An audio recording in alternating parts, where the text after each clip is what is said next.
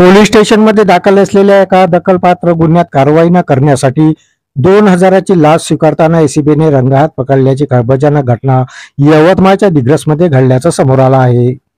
Digras police स्टेशनचे police उपनिरीक्षक नारायण लोंढे आणि पोलीस हवालदार दिलीप राठोडे एसीबीच्या जाळ्यात अडकले। एका 55 वर्षीय व्यक्तीला त्याच्याविरुद्ध दाखल असलेल्या दखलपात्र गुन्ह्यात कारवाई न करण्यासाठी 5,000च्या लाचेची मागणी करण्यात आली। मात्र तोडजोडी अंती 2,000 रुपये देण्याचे ठरले आणि हीच 2,000ची लाच स्वीकारताना एसीबीच्या पथकाने ही कारवाई केली। ही कारवाई करण्याकरता एसीबीने सापळा रचला आणि तक्रारदाराकडून 2,000ची लाच स्वीकारताना पोलीस हवालदार दिलीप राठोड याला रंगेहात पकडले। सदर प्रकरणी गुन्हा दाखल करण्याची प्रक्रिया ही दिग्रस पोलीस स्टेशनमध्ये सुरू आहे।